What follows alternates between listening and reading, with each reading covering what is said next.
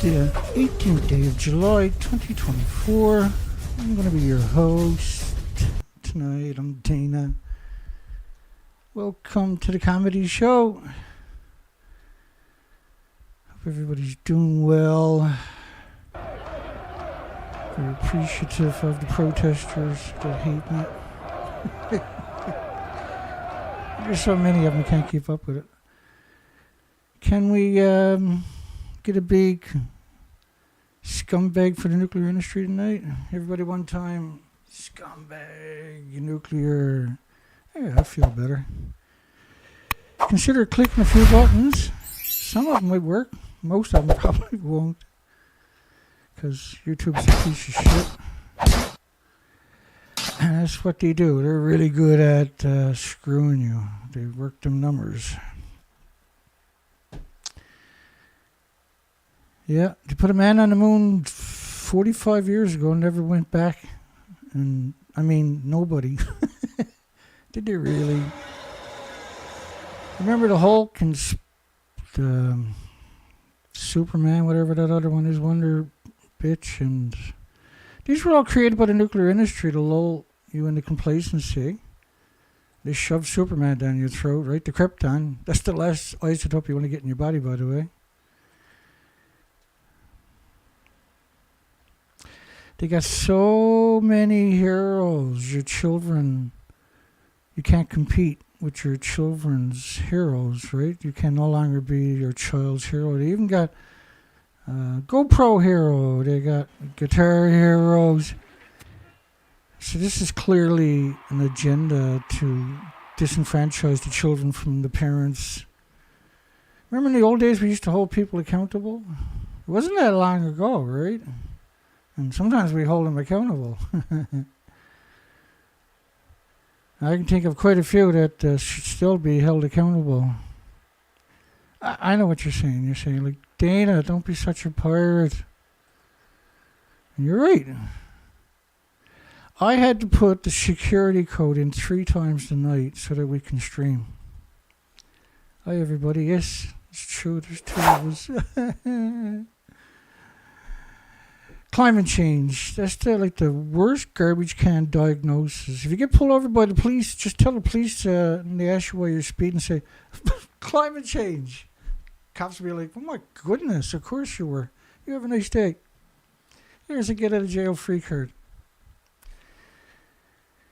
If you're late for getting home from work and you smell of alcohol and other things, just tell the woman or the husband that, climate change, honey. If you're late at work, tell the boss, climate change. If they fire you, sue them because they've made it that big of a thing. So climate change likely, this is a conjecture and opinion, playing a role in 40% drop in the Pacific gray whale population. 40% drop. Not like 2% or 1.5%, but 40%. Imagine if you had a drop of 40% of Americans. Like 80 million people just dropped dead all of a sudden or disappeared. Would you notice that? Because in the ocean, you don't notice it, right? You can't see the whales all day. Oh, there's Harry and Freddie and Mercury and Silly and Greedy and Mr. Kelp Roller and everything else. So scientists are investigating. Like if I see somebody in a lab coat walking down the road on the same side of the street, I'm crossing the road. These people are insane lunatics. The worst thing you can do is call somebody a scientist. They turn into an instant sadistic monster. The cause of nearly 40% decline, one primary suspect is no food. They starved to death. If there's no food, then that means they starved to death, right? Scarcity. No. It's called emaciation, you doo-doo. They had 27,000 in 2016, but dropped now to 16,650. I'm not laughing. I'm trying not to scream, right? That's 10,450, is it? 10,350. Whales dropped since 2016. We covered them. They were emaciated. They had starved to death. They were like the only way you can describe it is emaciated. Birth rates are down 40% in just the last year. Huh, that's quite interesting. 40% of the population's down, dead, disappeared. Not down, but dead. Calling it down is avoiding the conversation entirely, right? It's an interesting connotation. Birth rates are down 40%. So let's use that number for people or something, and then it becomes, what? Wow, this is big news. In just the last year. So in just 1 year, birth rates are down 40%. I'm not laughing, I'm trying not to scream, right? That's because what I used to do was just pull my hair out, and now I'm going bald, so I stopped doing that. So now I have gallows laugh, right? How scientists discovered 7,000 humpback whale deaths. That was gray whales we were just talking about. So you got 10,350 dead, acknowledged dead gray whales. When was that story came out again? 2022. Those numbers have changed. It's much worse than that now. Last year, or this year, in March the 1st, they acknowledged there was an extra 7,000 humpback whales that died. Gee, how'd you miss that? I thought you had pictures of all the whales.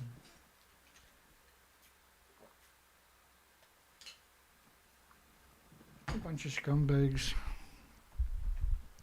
An academic is just an acronym for scumbag, degenerate monster. Did a marine heat wave cause 7,000 humpback whales to starve to death? Or did Fukushima radioactive fallout that covered the entire planet have something to do with it? I got a poll tonight asking a rather silly question. There we go. Is nuclear fallout from Fukushima's 4 nuclear melted reactors and 8 fuel pools that melted down an extinction level event?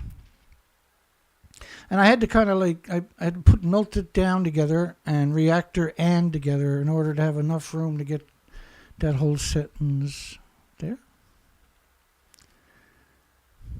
That's how it works. So let's recap this. We got, no big deal, just 7,000 humpback whales, extra ones.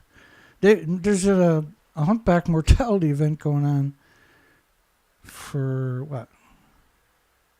8 years, 9 years or something. And now this year they said there's by the way, there's another 7,000 missing. The gray whales, and I'll unpack this whole story here tonight actually. You have a minke whale unusual mortality event. You have a North Atlantic right whale unusual mortality event. You have a beak whale unusual mortality event for United Kingdom, where they found over 1,000, and you're only going to find about 10%, right? Which means there are around 10,000 beaked whales had also died in this same frame. We broke the food chain, right? From Fukushima. You killed the phytoplankton, the basis of the food chain, the oxygen chain, the carbon sequestration chain.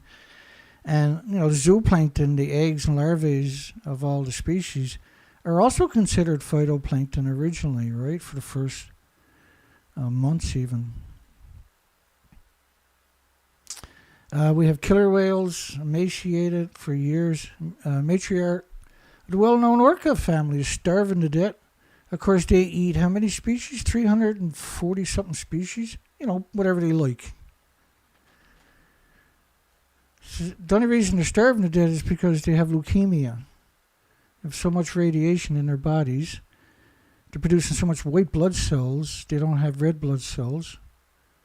That's called leukemia. And so they don't, how leukemia victims can't uptake, if they lose all their body hair, for instance, they can't uptake any food, they get very emaciated themselves. Alaska seabird die-off continues for another summer. This is 2018. I was on the ocean doing research expeditions And there was around, in this particular case, seabirds have been found emaciated and starved. Well, that's how it works. You can't be emaciated and not starved. And they got a million excuses, but Fukushima is never going to be one of them. I mean, in that period, there was 1.4 million common murres. They weren't the only ones. There were shearwaters and turs. There was kittiwakes. There was all kinds of species. But there was 1.4 million common murres and thick-billed murres and that genre. That were showing up, washed up on the beaches, like 7,000 on the beach, for instance. And they were showing up in freshwater too, which is unheard of in history. And they figured they only find 10%. But anyway, the official number coming out about 2 years later was 1.4 million common murres. Now they dive all day long for fun, 600 feet. 600 feet. I've seen them as a commercial diver many times going past me.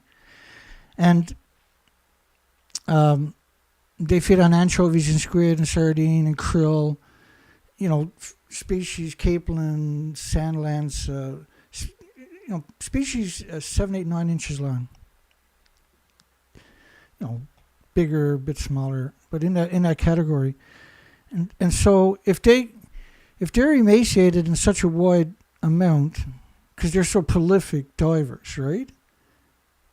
Then that was there's 10 billion crabs missing from Alaska. Last year they're going, oh, by the way, there's 10 billion crabs missing from Alaska. What'd you say? There's 10 billion. How's that again? There's 10 billion crab missing. How'd they go missing?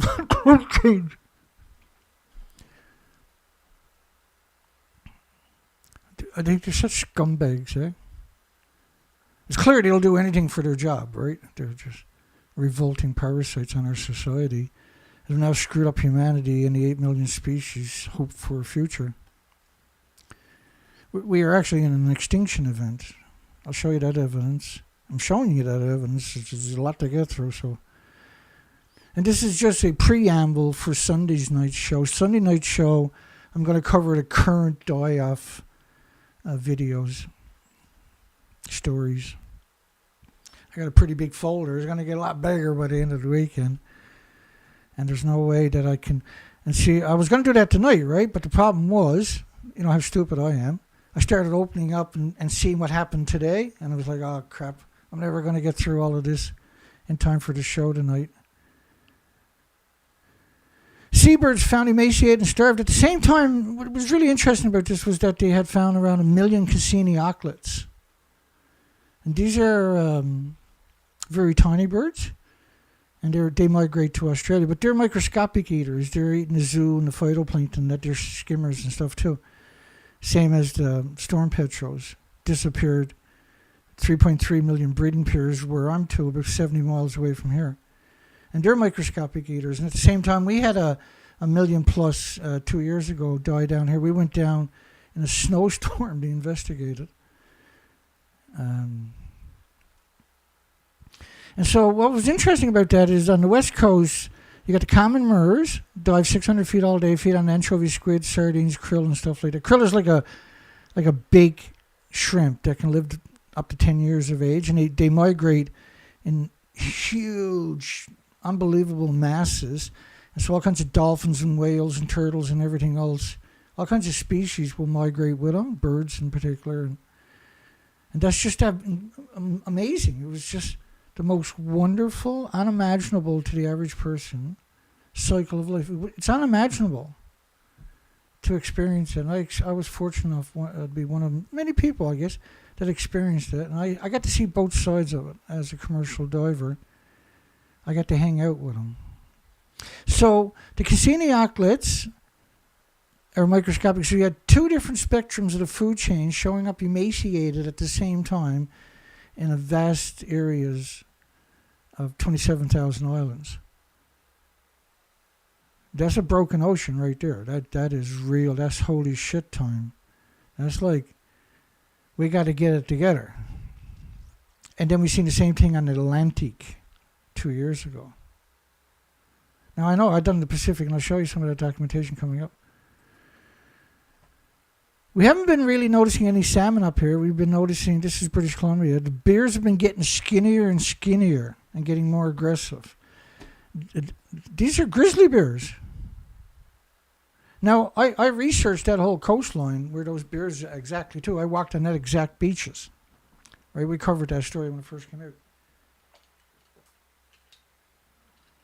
out. Woo! Excuse Dana.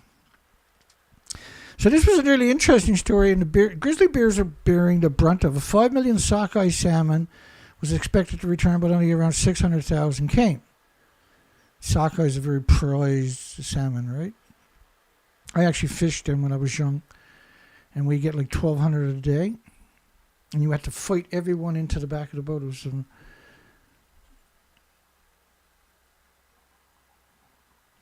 grizzly bears are bearing the brunt of it. It's a very short season, but a very intense, because they're very expensive per salmon, right? So the grizzly bears, they eat roots, they eat berries. They eat like 200,000 berries a day for starters.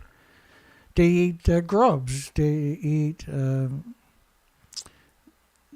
grass. They eat bears. They eat moose. They eat caribou. They eat what they like the killer whale. If it was in front of them, they're hungry. It's too bad for them, right? They're just going to go ahead and eat it, including you too. And so for them to show up emaciated, they're like the killer whales, where they have so much radiation from the bioaccumulation, because the berries and mushrooms are the worst thing you can eat after a radioactive perpetual storm. That's what Fukushima was. And let me explain that to you, because just in case it's your first time, it's so important that I give you the courtesy of comprehending. And then I'm going to explain. I got a unique way of explaining climate change. I like to think it's unique anyway. Hang on with Dana. Cool into your Hershey's. So, I did turn the air conditioner off before I went live. I'm regretting it already. But it's quite a bit of background noise. I do have a fan that's blowing in here. And left the windows open out there. And hopefully that will save me. Last night it was 78 degrees when the show was over. All right, here we go. Maybe. Yeah, right there. Here we go. I got to make a couple of quick adjustments, so just bear with me. Let's do the poll one more time.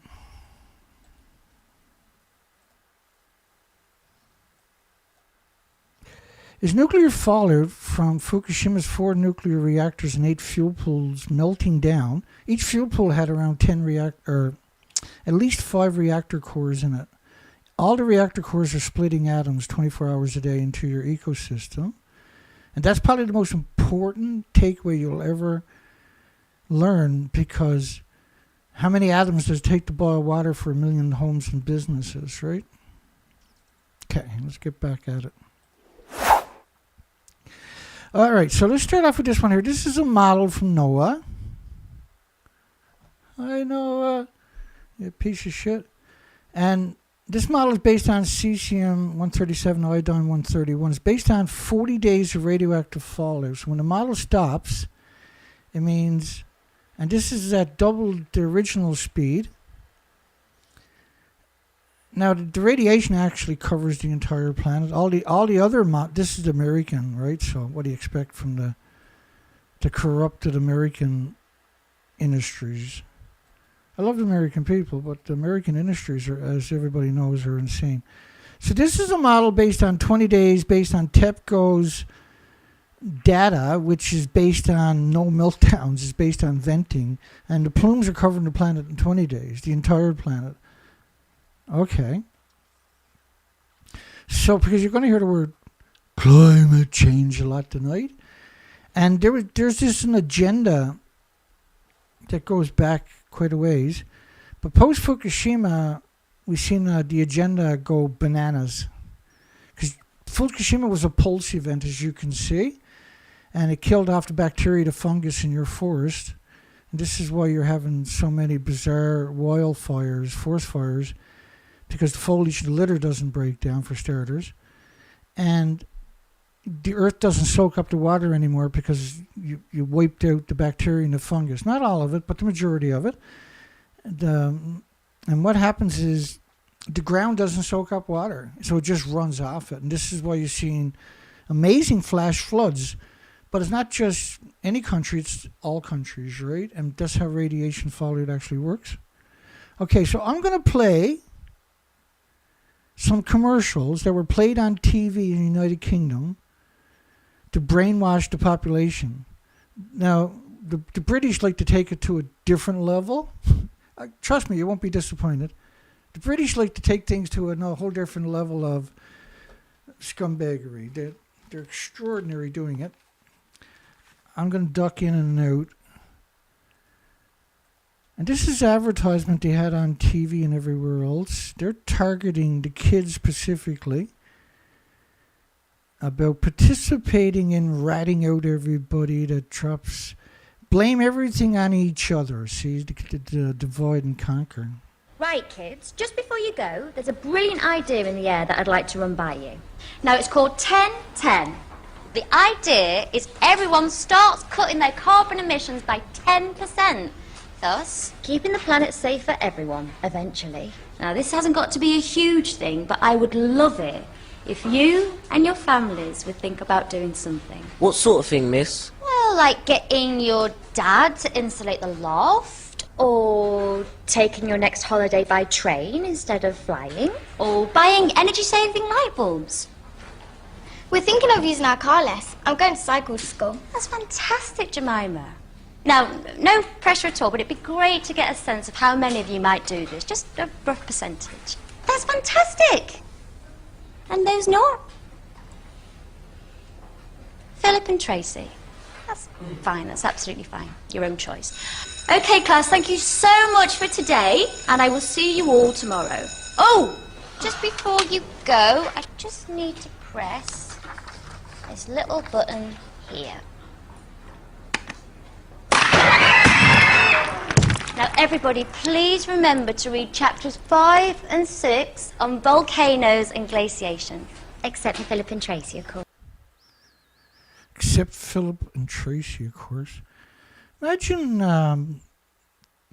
because a kid perceives this stuff different than an adult says, well, that's a sick thing to put on TV. But a kid thinks they might get blown up. And see how to... Now, she's teaching the kids all are horrified, they're screaming, and the teacher's like, so don't forget to do your ABCs, and we'll see you on Monday. And the thing was, these commercials, I got a few of them I'm going to play for you, were showing up everywhere in that kid's life. And so all of a sudden, the kid, you know how a kid can be manipulated and coerced into doing things they normally would never consider. Right, just want to check on that 10-10 thing. Had some brilliant ideas from lots of you, how the firm can cut down emissions by 10%. Just quick show of hands, everyone who wants to get involved. Great, that's nearly everybody. And, yeah, just for the record, no pressure. Those who aren't quite convinced about it yet... Cool, it's no problem, your choice. Okay, so those of you planning something here or at home should probably get working on it. Oh, gorgeous. Those of you who aren't...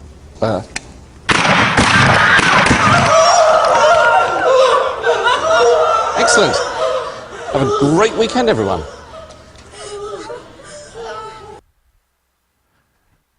Right, and so that kind of... that's madness. But this went on steady for a couple of years.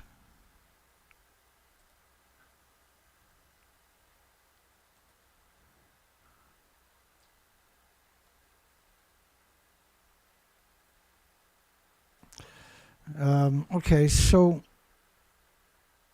no pressure, no worries, and so people raise their hands. So how long is it before susceptible people that are, have been sucked in by this industry their entire life starts becoming a player? Because it's a subconscious thing. It's very efficient. They knew this techniques. They've been doing these kinds of techniques for thousands of years. Sounded great to me. Thanks, Okay. Gillian. Happy to help. So, Let me go to the first one. This one first. Well, hello everyone. It's great to be back here at Spurs. So many happy memories for me. Anyway, tell me something. What is this 10-10 thing the club is doing? Well, it means that we're trying to cut our carbon emissions by 10% this year, and Tottenham Hotspur Football Club was the first to sign up. We've changed the floodlights at White Hart Lane, so they're low energy. Lots of our fans are coming to matches on buses, trains, bikes and stuff, rather than coming by car. I see. Whatever, I wouldn't do it. It seems like distraction from football to me. That's just fine, David. You don't have to join in, just ignore it. No pressure.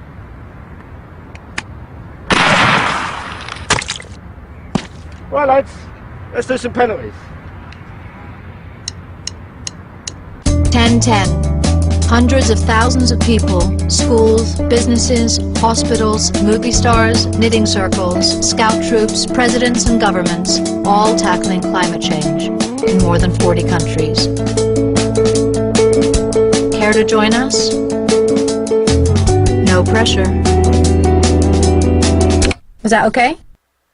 sounded great to me. Thanks, Okay. Gillian. Happy to help. So, what are you thinking of doing for 1010 yourself? What, are you kidding me? I thought that by doing this voiceover, that was my contribution. Right. No, absolutely. No pressure. Okay. Bye. Bye. Thank you. Jesus.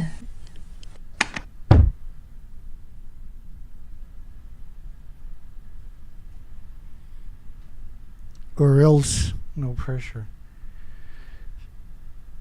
And so how is a child going to perceive that when they're seeing it everywhere, every day? How's the vulnerable people?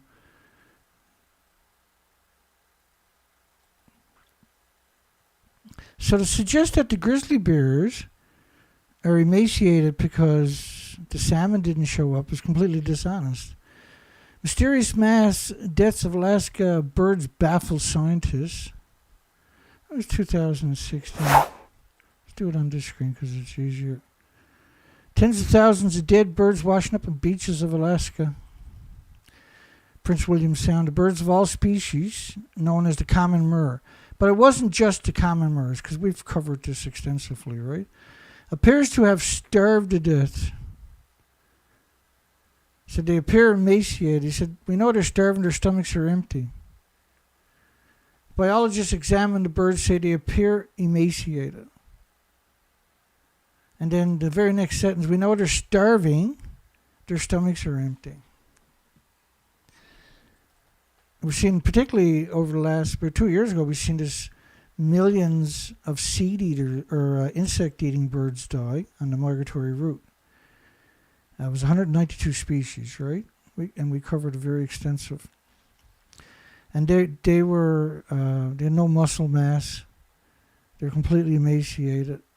And they just dropped out of the sky from starvation. They couldn't find any insects. Marine researchers shocked as an unprecedented number of whale carcasses wash up on the west coast shores. And they have described it as the largest mortality event of this species anywhere ever. That's 2018. And this was the covert beak whales. There was around 1,000 of them, different stages of decomposition.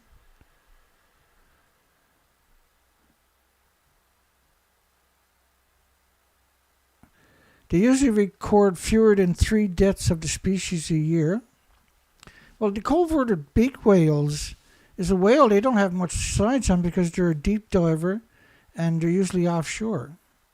And so what he's saying there, recorded fewer than 3 a year, you got to realize this story was 2018 when mass species die-off post-Fukushima was becoming a new norm. But if you go back pre-Fukushima, it certainly ain't 3 a year, or nowhere near it. And then the way they're dying and where they're dying is interesting too. Over a very large area, and they're dying emaciated. That's the consensus. Researchers predict killer whales will exceed 1,000 atoms a kilogram of radioactive cesium. So then it's going to be 100 times more, 100,000 of strontium-90. And there's going to be 1 million of curium-244. And you need lead shielding 20 times thicker than you do for plutonium, for instance. People eating large amounts of fish may have levels similar to the whales. It's called leukemia. Killer whales dying along the Pacific coast, sick and emaciated. So the only way that a killer whale becomes emaciated, because they're the apex, and they eat all the keystone species on top of that, right? Steep decline began after 2011. No babies born in the past 2 years. Social structures are splintering. Now, we're seeing the same thing even today. 20,000 birds just starved to death off the Dutch coast. No one knows why. We know why. Alaska adds the krill and mussels to the list of unusual marine deaths. So basically, now, and we've done the research expeditions, and you see the mountains, they're all now stripped. Like, all year long, this is what your mountains would look like for the Rocky Mountains Cascades. And we were doing that coastline for 6 years on research expeditions. And by 2015 or so, there was no ice, glacier ice on the mountains. It was only snowpack in the winter, right? And that would show up late winter. That's been there for millions of generations. And because the ice doesn't allow, or the radiation fallout, so the clouds come in, they hit the mountains, they lose a lot of their payloads before they rise up and go over the mountains. And each day, there's 10,000 miles of clouds, rain clouds, produced on the ocean that'll come into the coastlines. And they'll hit the mountains, lose their payloads. And so the glaciers were getting these huge, incredible doses of radiation. The radiation doesn't allow the ice to crystallize. And so now, after a couple of years, it just disappears. 10 sperm whales die after a stranding. I've never heard of a mass stranding of sperm whales in history until post-Fukushima. Or any of these stories are all post-Fukushima. Pre-Fukushima, you've never seen anything like it. 10 of them, they were all emaciated. They all had what they call the peanut heads. And it was the same thing with this story here. Whales won't stop killing themselves in New Zealand. And in 2014, 2015, even 2016, this killer whale phenomenon, or pilot whale phenomenon, they were acknowledging that they were emaciated, that they had no food in their stomach, that they had the so-called peanut heads, right? More than 400 whales beached themselves in New Zealand, 2017. And so post-Fukushima was more pilot whale mass strandings. I don't know how you would explain it. It was, like, in just a short period, there was more than all of history combined for that. But see, it's not just pilot whales that we're seeing these unusual mortality events, right? It's not just pilot whales. And I'll show you those headlines about the whales being emaciated coming up in a bit. 2016, 2021 humpback whale unusual mortality event. In March of this year, they said there was an extra 7,000 that were missing from the statistics that was identified by artificial intelligence. 2017, 2021 North Atlantic right whale unusual mortality events. The gray whale unusual mortality events. Manatees are now officially under an unusual mortality event. And during our research expeditions for 6 years in the Pacific Ocean, where I went out for 4 to 5 months a year, I took some beating for that one, didn't I? I'm still getting a shit kicked at me for doing that. the worst human ever, went out and done my own species counts. And we provided GPSs of everywhere I went so anybody can go replicate it.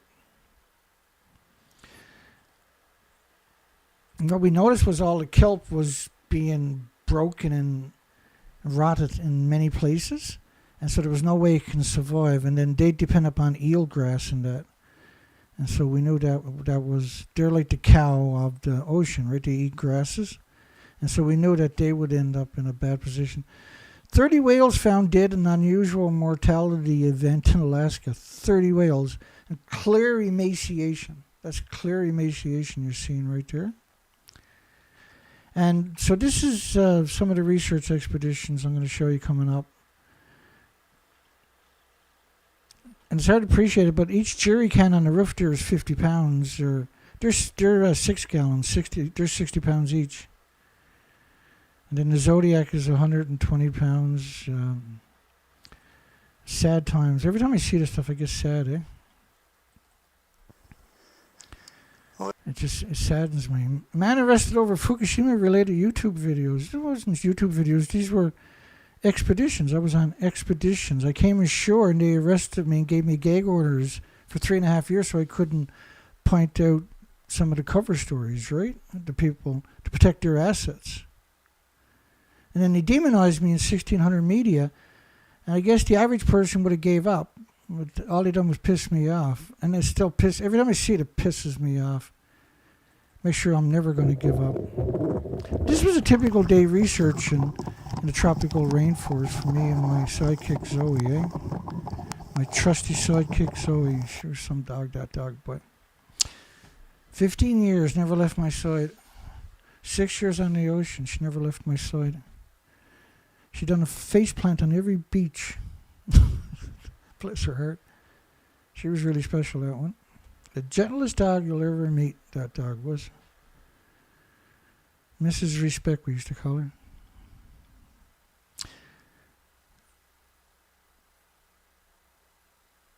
Expect 7,000 plus species in the tidal pools.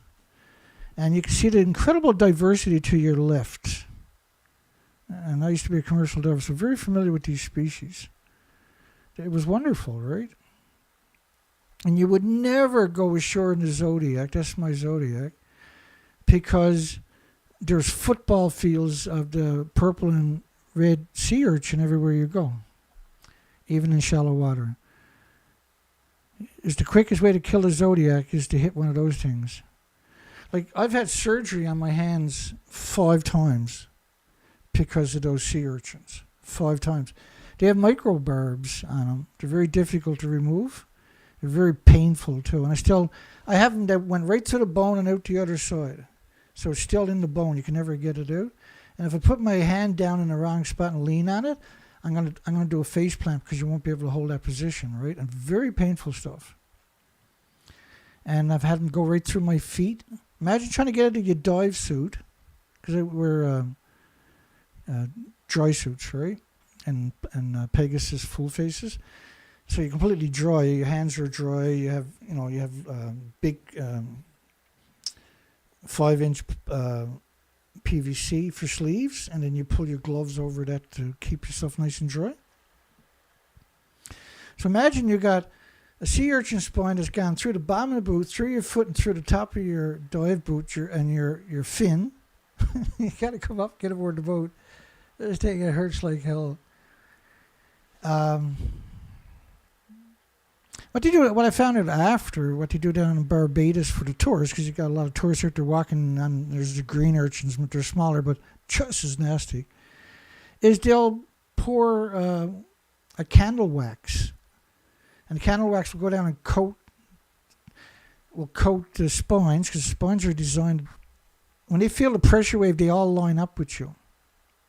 I've had sea lions rush me, and then they'll turn at the last second, and they'll create this wake.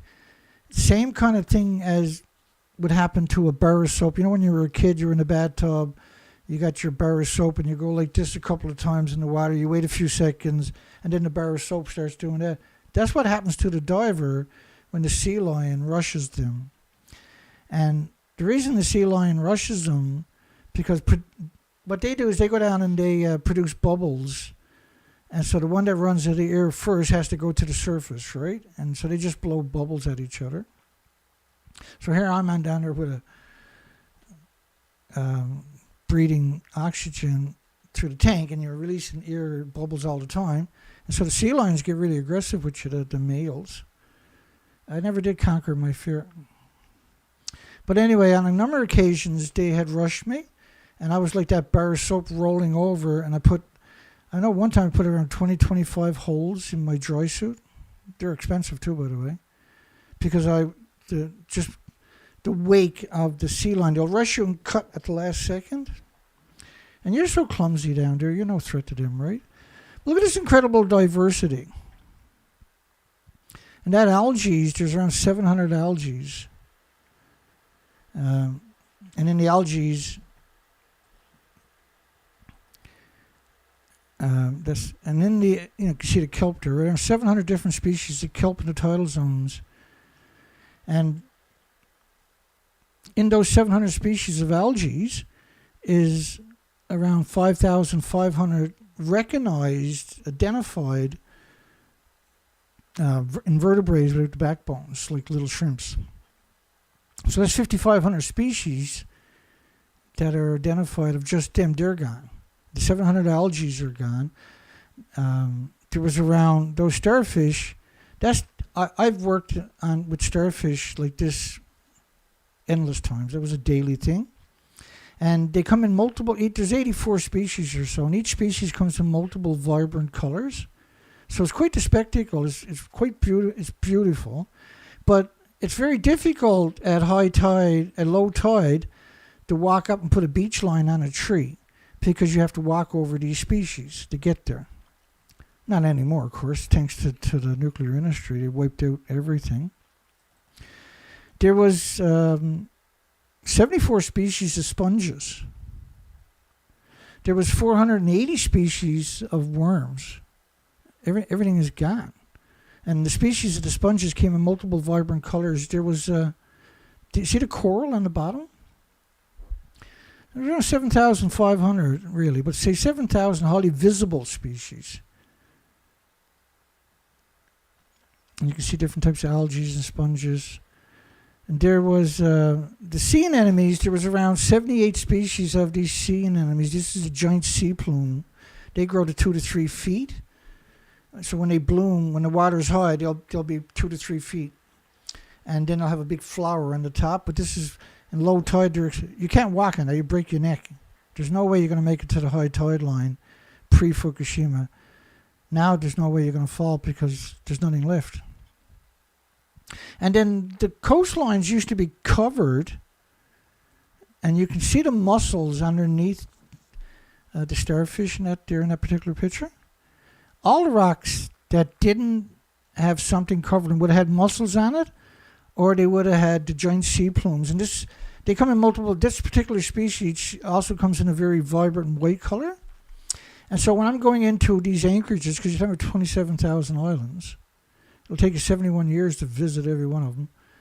And when I would go into an anchorage, particularly at nighttime, and you have your spotlight too, your handheld, but you have the big spotlight above, you can see these clearly, and that was a good way to avoid wrecking your boat, because it's pretty rare for it to be perfect. But look how brutal, naked. It's just naked. That's the pictures I took to your right. And so I would just go up and drop the anchors and take the little Zodiac, the big Zodiac, and just meander through 100 islands for many days, and then move the whole fleet 40 miles down the coastline and spend a couple of days north and a couple of days south, and then move the whole fleet again. And I would do all the pinch points, because when you got 27,000 islands, you need to go to the open ocean area and do all the pinch points where the ocean has to get to the interior and look for the health there. And this is the leather starfish. There was incredible diversity. Look at the different colors for that single species. And then there was all kinds of, you got it right there. There's a lot of razorback clams, little necks and manila clams. There's oysters and scallops, different types of scallops. There's gooey ducks. There's abalones. And the beaches are made up of shells that have deteriorated. And not in these particular beaches you're seeing that I'm using. These were rocky. But there's a lot of golden sand beaches. If you go through my documentation at the Nuclear Proctologist, you'll see amazing sandy beaches. And the sand is made of millenniums of, millions of generations of these shells breaking down. And now when you go to the beaches, there's no shellfish, but the sand is there. It's the scariest thing you'll ever experience. And just look at incredible. These starfish you're looking, they're different species, or the same species, different colors. And this is what I mean. You got all these species, and this is typical. And you see the purple up there, that's starfish. But that's a typical picture of anywhere on the coastline as the tide's starting to go down. And so is this to your left. Now to your right, that's the normal picture. There's just a couple of species of algae left, like the kelp weed, kelp cabbage. And the reason this got wiped out, and we're talking football fields. I used to pick 20,000 of those purple or red urchins each day, and only the 3-inch. So there'd be these football fields wherever you go, and you want to check the quality. When the quality was good, then you would harvest the 3-inch only for the disgusting Japs. This is a model based on 19 days, 19.5 days, 468 hours, 19.5 days of radioactive fallout. And so you might see these connotations. Fukushima radioactive fallout is global warming. And in the context of, you already had 70 years of emissions worldwide from 1,000 fuel pools all day, every day, splitting atoms into the ecosystem. But Fukushima was a pulse event. It's an unbelievable amount. You're talking about the equivalent of 4,000 Chernobyls. Because Chernobyl was a graphite reactor, it was a new reactor, it was a small reactor. Fukushima's, each building had around 8 reactor cores in the fuel pools at the top of the buildings. They're gone in 4 buildings. But each reactor was equal to at least 100 Chernobyls. And because they were pure uranium, pure plutonium, and reactor 3 was even worse. Reactor 3 was a plutonium mixed oxide reactor. And what that means is it's a reused fuel that's gone through a chain reaction. And the fuel, once it goes through a chain reaction, even for one day or a year, whatever, once it goes through the chain reaction, those atoms it's producing are 2 billion times more toxic than industrial poison to everything with replicating cells. There's nothing on the planet that has an autoimmune trigger to defend against it. And so the species at the low tide, this is the nursery. What happens to the radioactive fallout? It comes down with the rain. A lot of it washes down to your coastlines. And so that's your harbinger of what's going to happen. Now look at the incredible diversity to your left. Isn't that magic? If that's not magic, what is? If you're shipwrecked on the coastline now, you will starve to death if you don't have food with you. But before, 1 million people can wreck on the coastlines anywhere, and there was incredible diversity of food for them to harvest to your left, right? Imagine shipwrecking there and being lost there for 2 months. You're not going to starve to death. You're simply not going to starve to death. So does anybody understand how insane it is that I produced this picture probably 10 years ago now, and the video that goes with it, where they all actually, here we are, reactor 4 fuel pool. And I was like, I got them now, man. 10 years ago, or almost 10 years ago, I made that videos with those 4, and this is one of the screen captures of it, where I put in fake reactor 4, just another way of trying to wake people up. They're pretending they're 140 feet above the stump left. So the stump to your left, if that was your building, would you razz that to the ground? Or slap some paint on it? If you're going to slap some paint on it, give me a call. I want to hear from you. I never talked to anybody that fucking stupid before. I get some. You're going to have to get some. You got lots of time. Take your time, because I know you got to get someone to dial a fucking number for you. 709-589-4406. If you think the building, if they're in the building to the left at the top of it, give us a call. Everybody wants to hear what you got to say. You're special. So look at this incredible diversity. You can't put your pinky there without hurting something. I was very conscious of that, by the way. You spend 6 hours a day every day, up to 100 days on the ocean floor, both in the Atlantic and the Pacific. And so I know a few fucking things. Plus I worked every industry above as a kid. So I have the unbelievable privilege of seeing both sides of the coin extensively. Very few people can boast of that kind of an insight, right? And I was immersed into it for 300 days a year in that ecosystem. So there's no one going to tell me they don't exist, which that's what they're doing to a lot of people who don't know any better. No, there never was any starfish. There never was any sea urchins. There never was any mussels or starfish. There never was that many clams. It's Dana fear-mongering. Don't listen to Durnford. Don't support Dana. And it worked too. Worked really well. This is 2014. 25 pilot whales found dead near Marcos Island. Pilot whales. And the animals had empty stomachs. They stopped doing that because there were so many of them washing up, right? Like New Zealand, Australia, it's where killer pilot whales go for mass suicide post-Fukushima. And the whales that died in the Everglades, which was around 30 of them, also had empty stomachs. They stopped reporting on that around 2015, 2016. When it comes to ship strikes, you can go read this story here. This is 2014.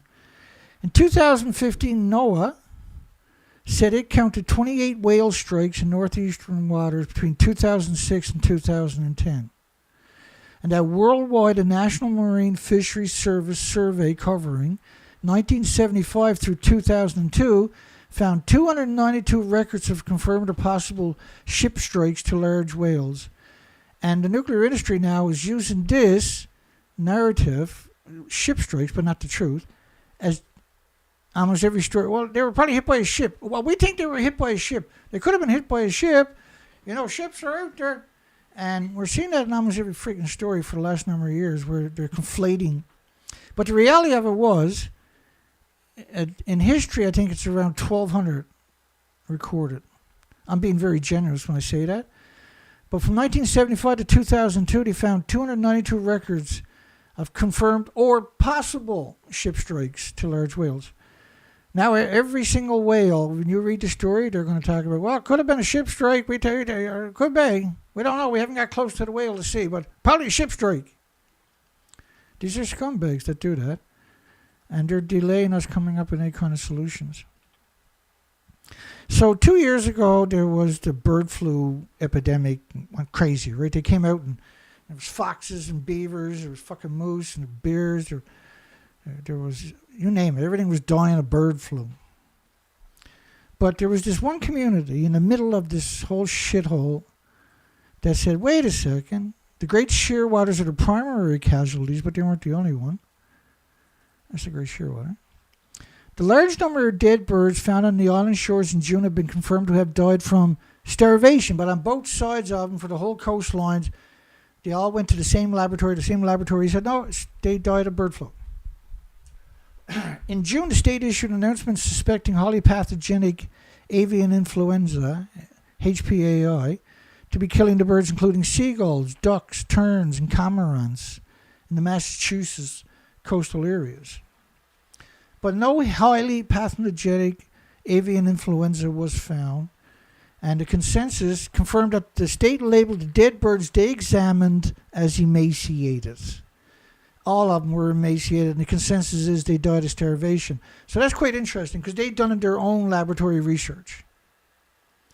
But everybody on the coastlines of America and Canada were sending them to the same laboratory, and they were all saying they died of avian influenza. But it was actually starvation. And then at the same time, they were saying all the seals and sea lions were dying of the deadly bird flu outbreak, gonna get you. Rah. But then they show you these fucking pictures. You see this guy here? And I get a load of the pictures. This is a sea lion. I know what you're saying. No, it's not a sea lion, Dana. Well, it's a shell of a sea lion.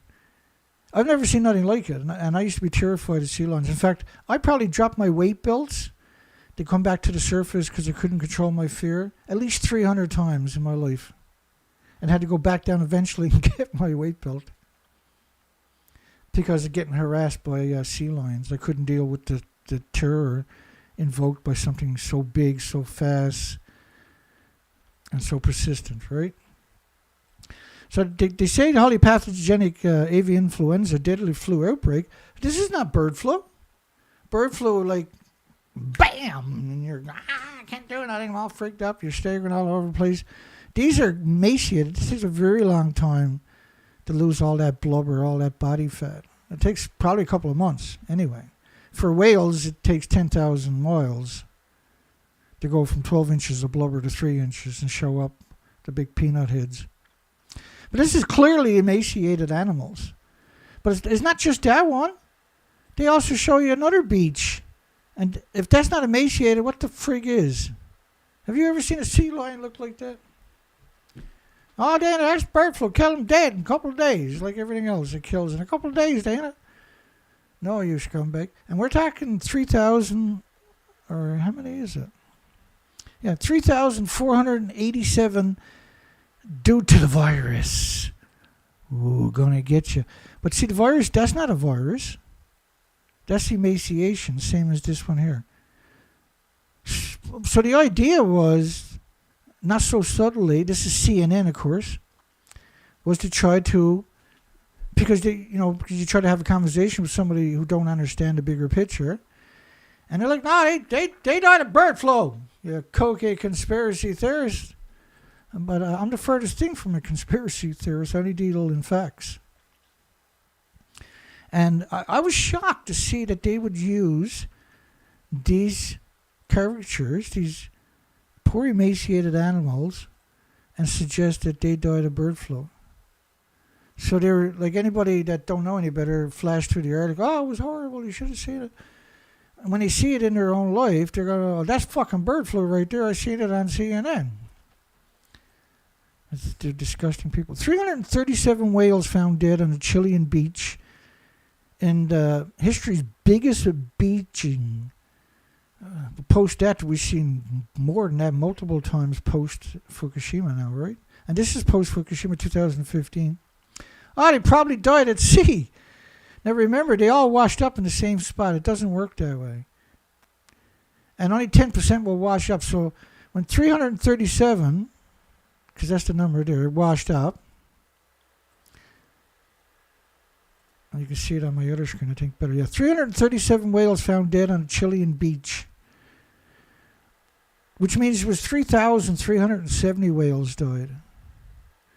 And because they knew they were there, but they didn't want to send out pictures because they would have been emaciated. So they waited for a while. And they were in different stages of decomposition. You had 305 bodies, but 32 skeletons. So they were dying and washing up there for quite a long period of time, because that's part of their migratory route and the food chain was broken. And suggest they probably died at sea. Well, why would they all wash up in the same fucking place? Genius.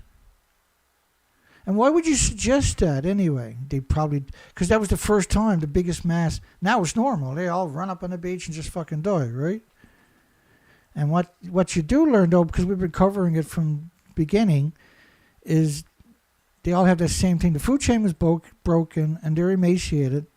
And just to, let me go back to this. So the millions of birds that we talked about earlier that showed up emaciated and died, normally they would go to the coastline. There'd be all kinds of food for them to supplement their migratory trip, see? If they can't find their migratory species.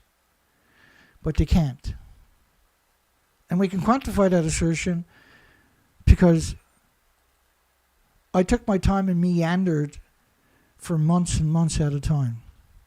Many, many people tried to get me to give it up and come back, and there was no way I was, because I wasn't sure if I would ever get out there again. And I was fortunate enough to do it for 6 years. privileged, I should say. Rain with 20 million atoms. And these are particles. These are worse than atoms. These are what they call hot particles. Radioactive Iodine-131 per liter fell on the United States and Canada. This is a Canadian study. It didn't just fall on the U.S., but this was North America. And then we also see 220 million atoms of iodine-129, which is the right ratio, because the ratio of 131 and the 129s are 31 to 1. So for every 131 produced, there's 10 times more 132 iodine, 10 times more 133 iodines, 31 times more iodine-129, for instance. And at the 132, 133, of course, is 9 times more efficient at ionizing and radiating the thyroid glands of the species and your loved ones and your cells than the incredible effect of 131 actually is. But this mass quantity, what we're talking about, sustained, is just one of the many different isotopes that we have documentation of, right? The xenons, the cesium-137s, the plutoniums, the americiums, the neptuniums, the sulfur peroxide hydrogen buckyballs. We have these plume studies showing the animosity equivalence of each of these too. And so you're talking about saturation levels for the species, and you're talking about full body X-rays for the species because they're down by the ground, which means sterilization, because they produce more babies than adult human does. Right? They have babies every year, and they have generational babies, right? In numbers, how many whales are found dead on UK beaches? It was around 50,000 after this that they estimated the numbers to be. 5 sperm whales died and washed up on the beaches east of England within days of each other. This is stuff we've never heard of before.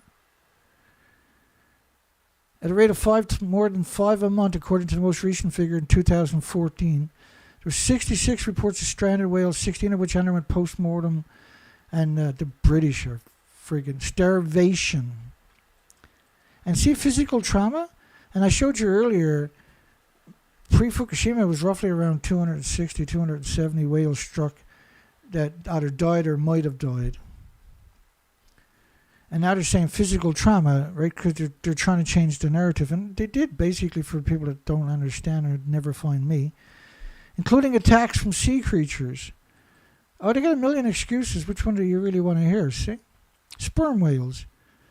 Like a sperm whale eats giant squid. It can defend itself. It's a toothed whale. It can grab a shark. It'll fuck that shark up in a heartbeat. And when you got a bunch of them together, starvation, see? Died of lack of recent feeding. No, they died of emaciation, not recent feeding, because they'll live off the body fat for a couple of months. They're completely dishonest to suggest that if they don't eat every fucking day, they're going to die shortly after. No, they'll go on their migratory routes. The shallow North Sea between Scotland and Norway can act as a natural trap for whales. And we've heard these narratives. Like, you really fucking think whales are stupid? That they're genetically predisposed to thrive in that fucking environment, and all of a sudden, just because you can't navigate, neither can the whales? February the 1st, 2016, 8 dead sperm whales found dead on a German beach. And you can clearly see the peanut heads on these if you look, right? You can clearly see they're emaciated.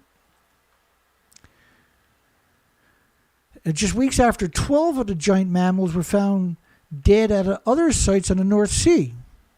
We've never heard tell of mass strandings or die-offs of sperm whales pre-Fukushima. January 13th, 5 sperm whales stranded on a Dutch beach. They weren't stranded. The stranding is a way of making you, and you can clearly see the peanut head there. 6 whales die in a rare mass stranding and beaching in Australia. Last year there was 14 ran up on the beach between New Zealand and Australia, right? I can't remember the name of the beach. That's a peanut head. You can see it right there. A rare mass stranding. Not anymore. Now it's just normal until they're all gone, of course. We're not sure why they beached, said environmental official. The theory is one was ill and moved to shallow waters, then collared to the fellow pod members who followed it in. Yeah, but if that was true, they would have seen examples of this throughout history. We didn't. We don't. We haven't. Because it's simply not true. And so this is a conjecture and an opinion. So keep your fucking opinion to yourself, meathead.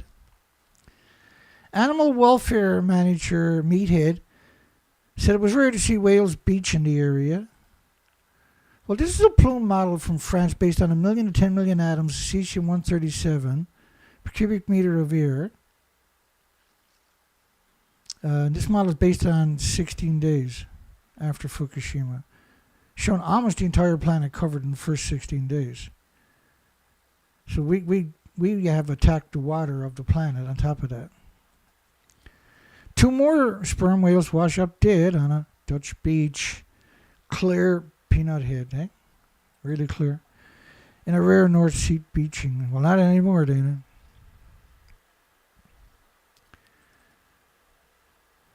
A group like this is even rarer, adding that the North Sea is too shallow for the large, deep diving animals. It's the largest of the toothed whales, up to 67 feet long, up to almost 70 feet long, and 50 tons. 50 tons. So they have a lot of fat reserve. For them to show up emaciated, 10 sperm whales, 4 dead sperm whales. And it's clear when you look at the pictures, because I know we're used to it, but it's clear they're emaciated. There's no food anywhere, so they're rendered coarse, right? They're under migratory routes, and that's what you expect to see is them showing up all over at within the same month or so. 3rd dead whale appeared on Sunday. We have informed the receiver of the wreck. This is United Kingdom. So the monarchy owns the whales that die on the coastlines. And so they'll usually hack them open and take out the vomit so they can sell it for perfume and that. It's worth $500,000 a pop. It is 10 years since the northern bottlenose whale swam up the Thames in central London, bringing thousands to the riverbank to see the extremely rare sight. Well, it's not rare anymore. And we're seeing it all over the place. Last year we seen a humpback whale, show up in Montreal, Canada. That is so far away from the ocean. No one can figure out how the hell they got there.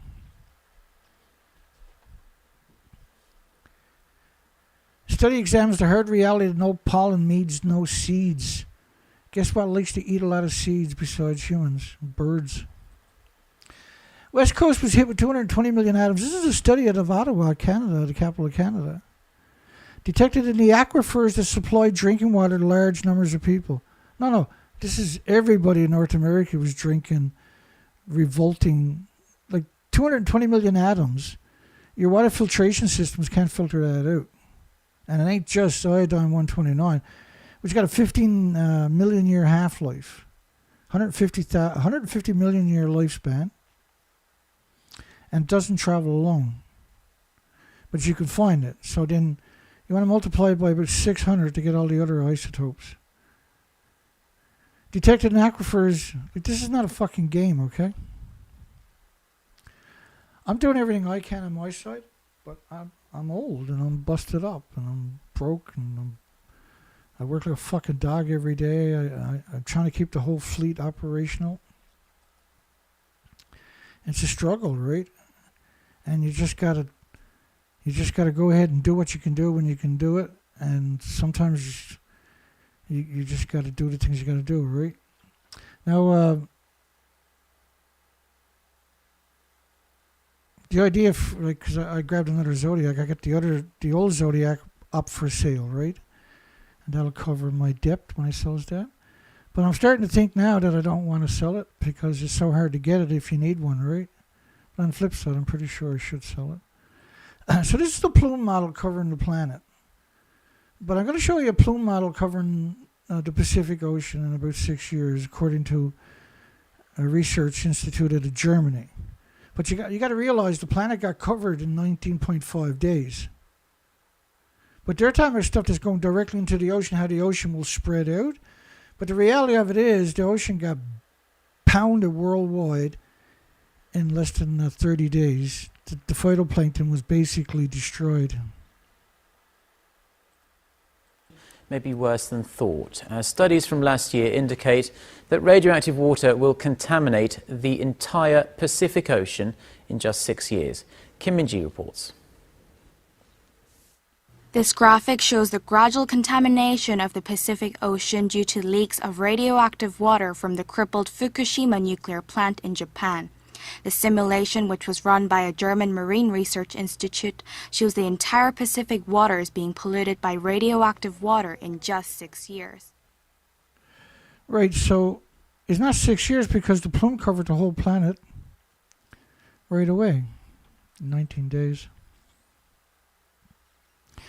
And so we started seeing a lot of stories like this showing up, and I'm seeing it in real life where the capelin are really skinny and the squid are really skinny, etc., etc. Baby sharks are born scrawny and sick because of climate change. No, because radioactive fallout have destroyed their ability to put on weight. And this was a model of Xenon-133, which was at 450,000 times above detection levels in Washington. And this was from the Norwegian Institute of Air Research. But this model was only based on venting. It wasn't actually based on the loss of the inventories from the reactors. What was really interesting was to use purple. And purple is the color you get when you burn potassium. And potassium is not produced by reactors, but it is produced by apologists who tries to conflate them, right? You don't want to get xenon because it'll burn a hole through your lung, end up in your stem cells, where in your bones, your skeleton, where it mutates your stem cells. So this was the old number, but they updated that now. It was 10,350.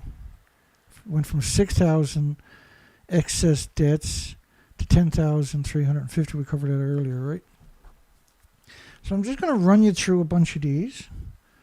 And I'm sweating here already because I turned the air conditioning off so we wouldn't have background noise. That's okay. So we got like, hopefully get 15 minutes or so of this. And then we'll start shutting things down. Because I'm melting. Dead animals litter California beaches, alarming phenomenon. Graveyards of washed up sea life and malnourished sea creatures. The animals are starving to death, covered in sores, stunted growth, weak immune systems, meaning they're more susceptible to pathogens and viruses that are normally harmless and innocuous and benign. 100% death rates of baby seals. None have survived. They're starving. Suffering from a shortage of food in the Pacific. I was on the ocean when that story came out. Extremely thin, and we were able to go right up to the seals and sea lions. Right up, literally put your hand on them. You could never do that when I was a commercial diver. You're lucky to get a picture of them. They're so shy, right? Extremely thin. Milkless moms immediately abandoning the pups. And when you look at the coastline, when I was doing my research, where it's stripped, so if the mothers don't come back with food, the sea lions would just go ashore and eat algae and eat the little invertebrates with the backbones in the algae. They would eat the shrimp and they would just eat stuff and then excrete the remains. That was normal for any lost pups and that, right? Let me give you an example of what I mean by that. So if the mother's not bringing them milk or food, they would end up going to the low tide lines and then they would just chew on whatever they can find and they would get nourishment out of that, see? But they wouldn't continue to be 100% death rates. It simply wouldn't happen. It only happened because we wiped out the ecosystem. And we wiped out the basis of the food chain, the oxygen chain, the carbon sequestering chain. And this show we're doing tonight is the preamble for Sunday night's show. The Sunday night show, we're going to cover the current headlines from the last couple of weeks that we gathered up. And I fucking hate that job. But I don't know anybody else that's doing it, right? So we got no choice but to do it all the time. Alarm over very sick animals washing ashore in Alaska. Fish are bleeding from the faces, bloody entrails coming out of their bodies. Are very much aware of the possibilities of radiation from Fukushima affecting the ocean life. LA Times, 2016, ongoing fish famine. The dearth of food across the oceans. And I'm pretty sure they're basing that on the fact I was out there doing the research for multiple years at that stage for 4 to 5 months a year without coming ashore. I just wouldn't give up. And I only came ashore because I was so unhealthy. I sometimes just had to give it up, right? But it was typically 4 to 5 months without coming home, staying on the ocean doing species counts. And the idea was, the first time I done it was shock, right? Total fucking collapse, complete extinction event. But then they quantified that assertion, even though I had the documentation and provided the GPSs of everywhere that I went. Because I took pictures of the GPS on every single beach, see? And that's in the pictures that's up at the nuclear proctologist. So anybody can go out and quantify my research.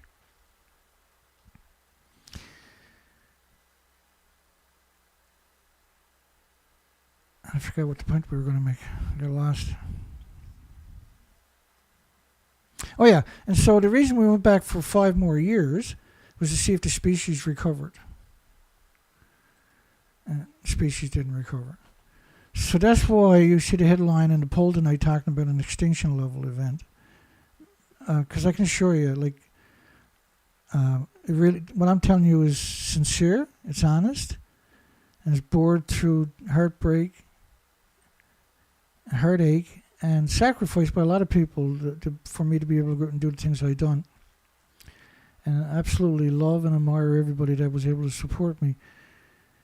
But again, this was a bigger calling than all of us. We understood that. We knew that the documentation and the idea of going out and doing all that, those research expeditions, was to deny the academic community the ability to say they didn't know.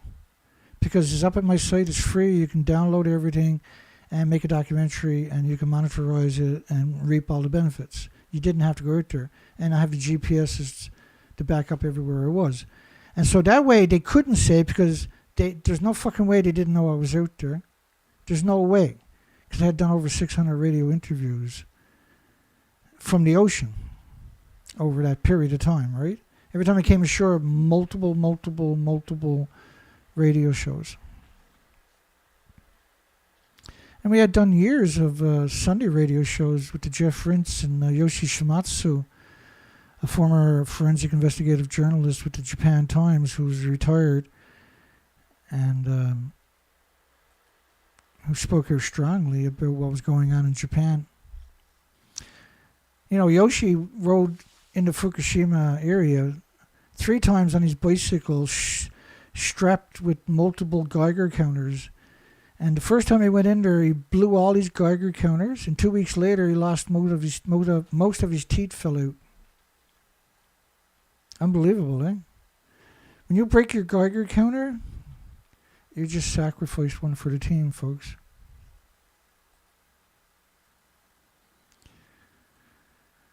Looks very grim, very hard to watch. Yeah, really? You should have fucking been out there when I was out there and see how grim it really is.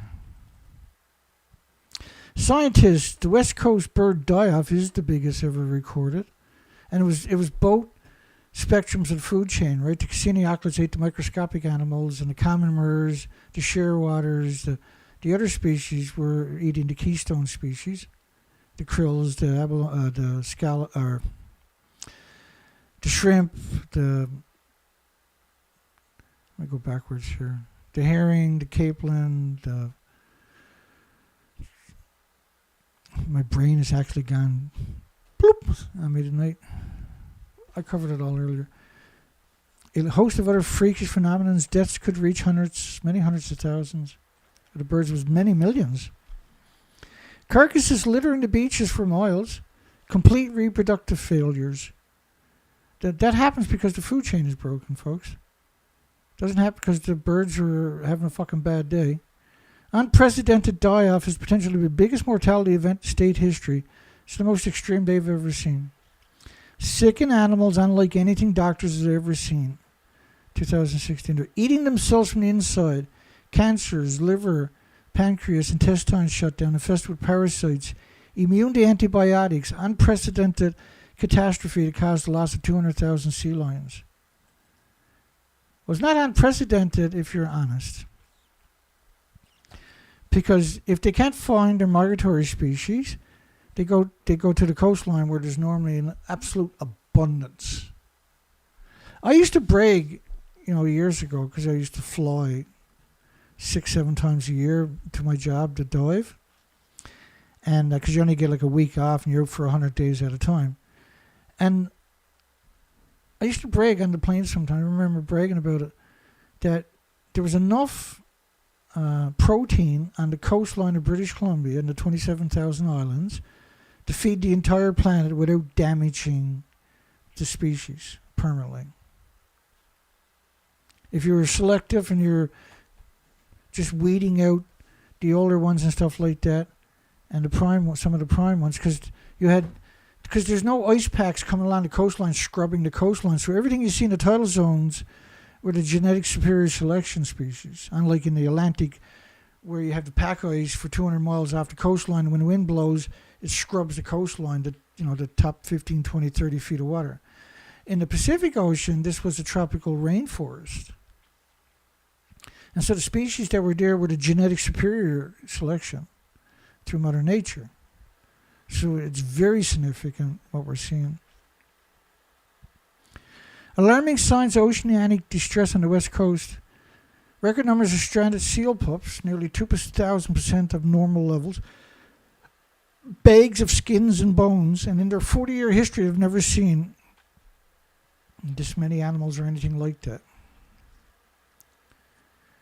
Giant whales found piled up on the west coast beach. It's never happened. And we want to know why.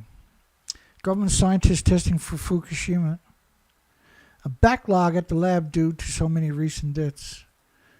Unprecedented. Largest animals on Earth found on the west coast, sick, very emaciated. TV, the food supply is being killed off.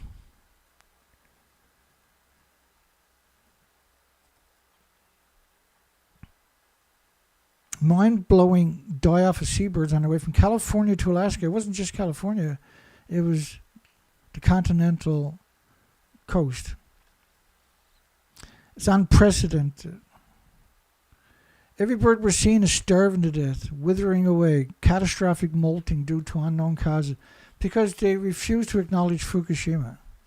It's absolutely forbidden. But even though you see it, like we do manage to have some of it, parasites never seen before washing up on the west coast, findings, unidentifiable creatures, new to science. We're worried. Scientists anticipate Fukushima radiation will cause marine bacteria in the U.S. to mutate. Oh, it's way worse than that, folks.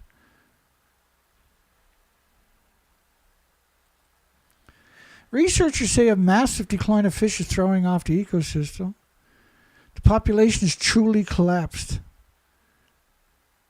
They're gone virtually everywhere. Squid disappearing, other major die-offs, whale numbers are dropping off significantly. Former U.S. government official, 2015, the elephant in the room is Fukushima radiation when it comes to the Pacific Ocean. Not just the Pacific Ocean, though, unfortunately. This is worldwide. This is not up for debate anymore. The government has totally failed to inform the public. Worse than that, it was a 100% cover-up about the full extent of the fallout. And the media's silence is not deafening, it's propaganda. It's perpetual propaganda from the media. Federal government declares rare unusual mortality events. 70% of all newborn sea lions dying, 2013. And they were testing for toxins like, and I can't even remember now because we covered this so much when it originally, right, was domoic acid. Because the oxygen producer of the ocean was killed. The ocean's very acidic, you're getting a lot more algae, right? And so they were trying to blame it on the algae choking, the hypoxia. But it wasn't that at all. And when they finally got the results, which never came out till around 2017 for the majority of these mass die-offs, because we covered it here back then, right? It wasn't domoic acid. And scientists were confused. And they just left it at, well, they had more than enough time to work out what really happened, didn't they? The species had leukemia. They were producing more white blood cells than red blood cells. They couldn't gain weight and they couldn't reproduce. Death of pelicans and turtles and dolphins also. How many people you know with leukemia gets fucking pregnant? No offense to the language there, my apologies, but they don't, right? Manatees dying in droves on both coasts of Florida. Deaths of pelicans, turtles, dolphins increasing. And scientists fear this is the beginning of a devastating ecosystem collapse. Los Angeles, dead sea lions everywhere. And a rescuer, I've never seen anything like this. We never would have imagined the numbers. And there's no oceanographic explanation for what we're seeing. Starving, dying. I never seen anything like it. And I lived on the ocean. I've never heard tell of any of it. I never imagined it. There's no way you can convince me before Fukushima that could happen, that everything would disappear in a short period of time. You couldn't convince me because it was so vast, and I had done it for so long. I hate to say it, but I took it for granted, right? I don't anymore, obviously, but crisis of epic proportions for the California sea lions, suffering abscesses, seizures, exponentially high numbers washing up. And by the way, Fukushima followed spiked a year after 3/11, and then like 1,000 days later, strontium-90 will spike, and it'll spike for tens of thousands of days.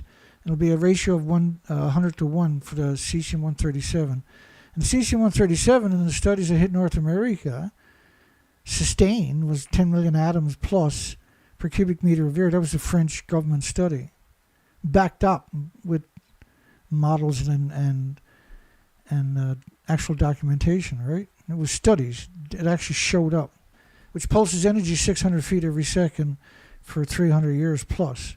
But it can't be just cesium-137. It doesn't work that way. And then, so those numbers would have been 100 times by the third year. So it doesn't spike because you had an ongoing criticalities, right? You have China syndrome. The reactors are actually destroyed.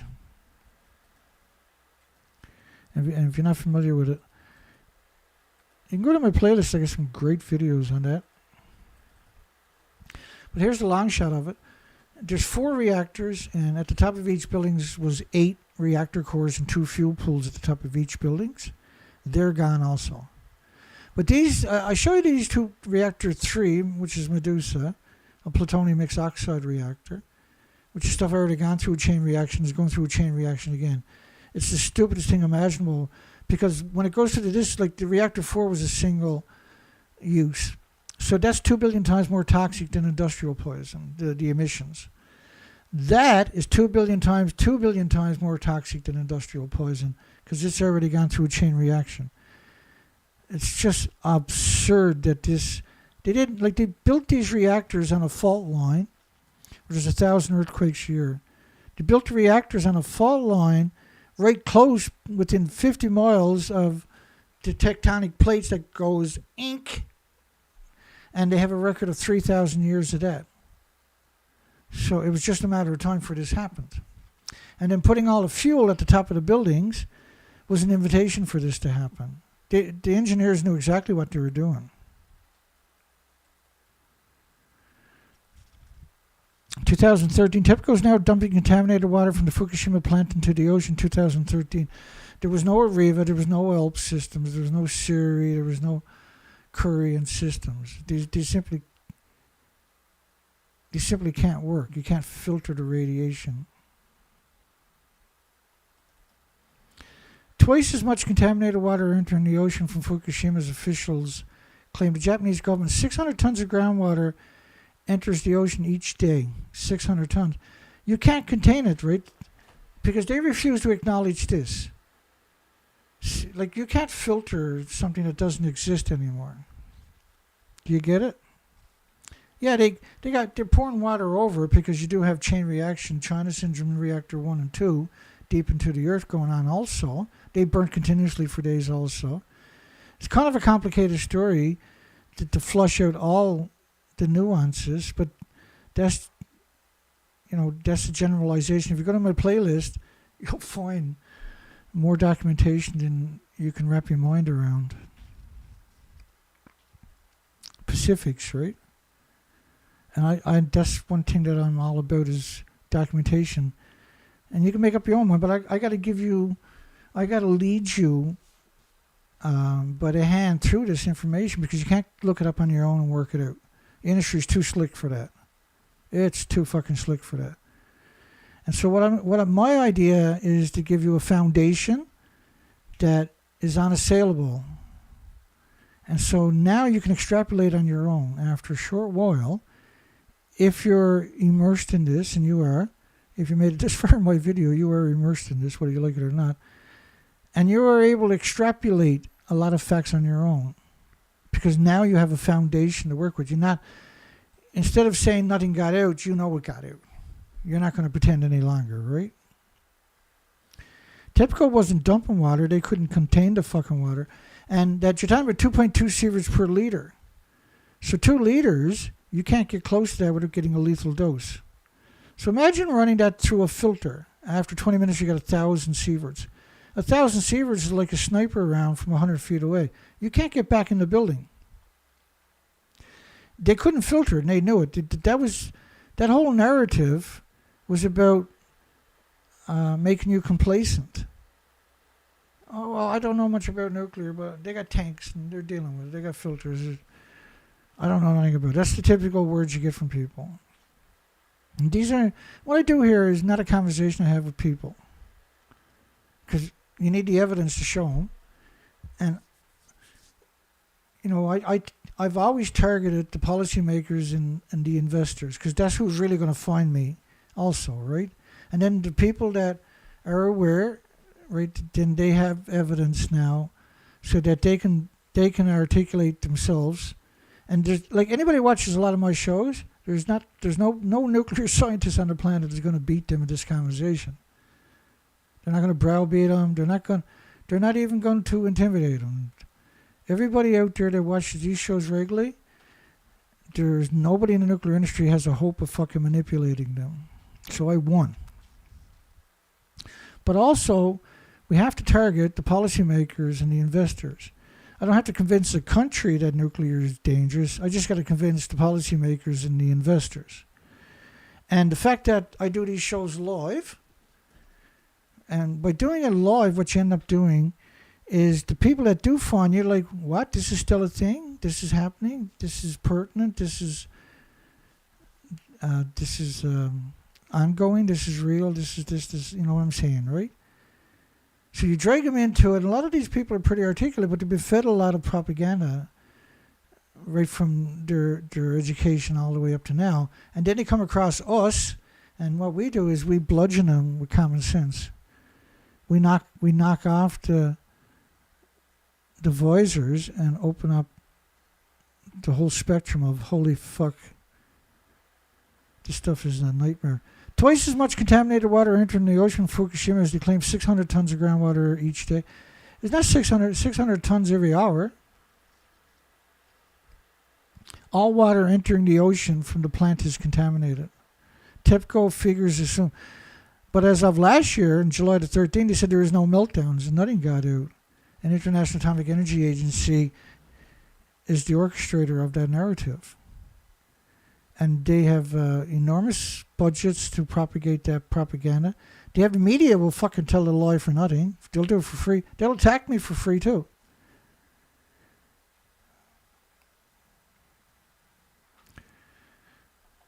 Fukushima leaking for the last 2 years. Does that look like it's fucking leaking? Every time I hear the word leaking, I want to kick some nuclear scientists in the fucking balls or something.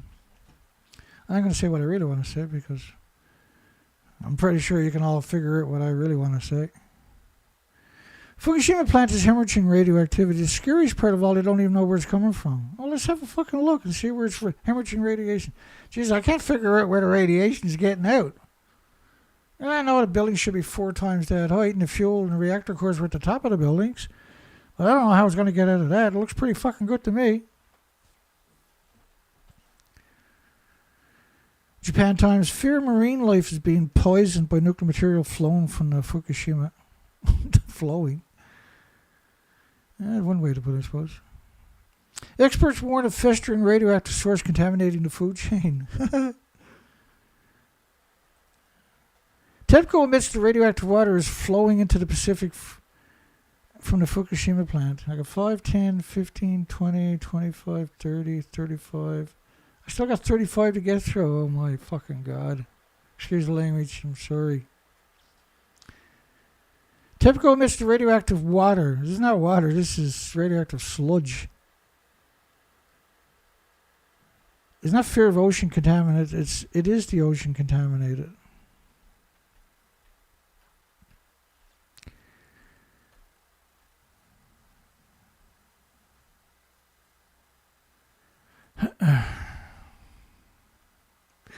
Here's another one for you. How about this one?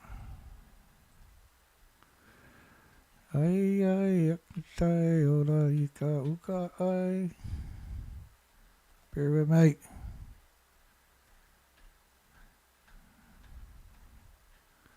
One thing I know for certain is it's hard being me. It's hard being Dane, I can tell you that much. All right, let me get this straight. This is the French government. This is the IRSN, the Ministry of Defense Environmental Industry Research. Levels on the West Coast spiked over 1 million times normal, but when you read it, it's 1 million to 10 million times, million atoms. That's the best way to look at it. Cesium-137. Oh, Cesium-137 damages the heart muscles, not just the humans. Humans are the last ones to be damaged, so all the birds and insects and everything else is destroyed first. Because the buildings really did melt down. They really did blow up. They really are gone. They really have lost their inventories. And that this is the plume model of 1 million to 10 million atoms per cubic meter of air. So, this model is based on 31 days. I think this is the full model. This is the French government. But based on their numbers, their actual numbers. Because they told French to get out of the fucking country. Because they had numbers, right? That's 31 days. Let me go backwards to 20 days. That's 20 days right there. That's March the 31st, 2011. But they're only acknowledging the Cesium-137, which is more than enough, maybe, right? In some ways. Because this stuff bothers me all the time. Because when you see Cesium-137, I see uranium, plutonium, americium, neptunium, strontium, and everything else in this pile. And at 10 million atoms per square meter, each atom is pulsing energy every second, 600 feet. So that's wrecking the chromosomes, the DNAs, the cells, and everything else. It's causing permanent lesions to the organs at 50 atoms a kilogram. So what the fuck is 10 million per kilogram going to do, for instance, right? Fukushima's reactor site engulfed by steam, something like steam. That was the chain reaction. Let me find that. And I apologize.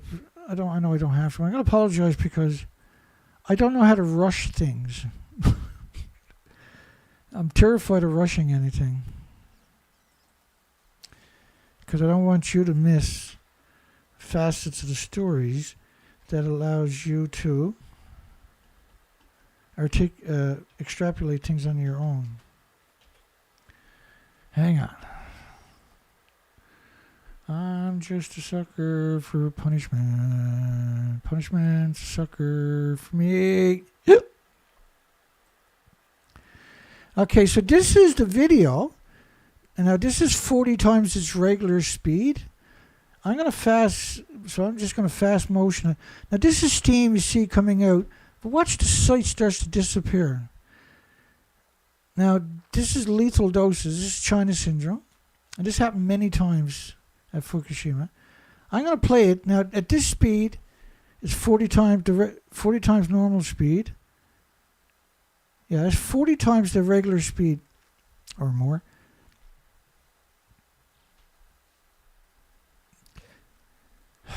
Now, everything this touches is a lethal dose later. This is not like turns to fury fucking dust the next day or something. And so that site is, they got all what they do is, because they're only using the homeless and the destitute and the victims of society, the immigrants don't speak the language. But when that happens, you abandon the site and you don't come back for quite a long time. And we actually have the evidence that supports those assertions on top of that, by the way. Entirely possible leaking. And it's obviously scumbag Gizmodo. Does that look like it's fucking leaking to you? Excuse language, folks. My apologies. But sometimes I notice I do a better job when I'm just Dana. Instead of fucking sugarcoating it all the time. Because I have to wallow in this fucking excrement all the time too, see? And so sometimes I'm bitter, and it's not sure, I'm not bitter at you folks or anything. I'm just bitter because when I close my eyes at night, it ain't fucking pretty, okay? Fish contamination concerns, because I do this 24 hours a day. I live, breathe, eat this for over 20 years, right? But post-Fukushima is a whole different trip. It's horrible. Nuclear material flowing into the oceans of grave matter. The situation at Fukushima is deplorable. Just ask the homeless and the destitute and the victims of society, the immigrants who don't speak the language, right? Because it ain't academics, ain't journalists, ain't nuclear scientists that are sitting fucking there. It's boiling somewhere inside of Reactor 3. I just showed you a picture of Reactor 3. Let's have a look at it. Look. Yeah, it's probably boiling inside of there somewhere. What do you think? You think it's boiling inside of that fucking doozy? There used to be a 190-foot building, 19 stories, 65-meter buildings. Yeah, I should probably give it up because once I start swearing heavy,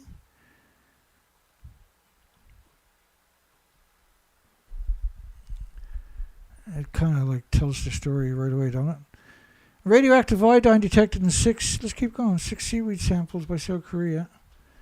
Water now at Fukushima plant is 3 times more cesium than Chernobyl. Well, Chernobyl is like a fucking paper towel compared to Fukushima, for goodness sakes. Chernobyl is a brand new reactor. Chernobyl was a graphite reactor. Fukushima is a pure uranium, pure plutonium, for goodness sakes. And that they have decades of reactor cores at the top of the buildings. Chernobyl didn't have those particular attributes. But Chernobyl was brutal. It closed 9,400 farms in Ireland, Scotland, United Kingdom. Don't write it off. Because that's a big mistake. The milk's still radioactive in Rwanda from fucking Chernobyl to drink for children. There's still 400 farms closed in Ireland, Scotland, United Kingdom 38 years later. Should have abandoned them, right? Ireland, Scotland, United Kingdom. How can you close 9,400 farms from radioactive fallout, not contaminate everything else? Where's the farm? You can hear the radiation right now. Don't land yet. That's not a farm. That's a school playground. You can't land there. You got to look for a farm, stupid. See, it doesn't work that way, right? Top nuclear regulator, it's a crisis. TEPCO official is extremely serious. We can't control the radioactive water. And when every time you use the word seeping, blink your eyes like this and see that picture. And then say that something's fucking seeping out of it. Like if he was in front of you, if you were both stood right here, and he says, well, I think there's something seeping out of there, you're probably going to slap him right in the mouth, aren't you? I know I will. I'm probably going to pick up a fucking rock and slap him in the side of the fucking head with it. It tells me it's seeping out of there. I got no patience anymore for this industry. They're none but a bunch of fucking degenerate cowards. And these are cowards. The only way you can describe the nuclear industry, the players in it, these are fucking cowards. These are straight up cowards. They're fucking mouthpieces in the media because they got no one to hold them accountable. But you approach them on the street and fucking quote them, they're going to defecate, they're going to reach down into their pants, they're going to spread that all over themselves.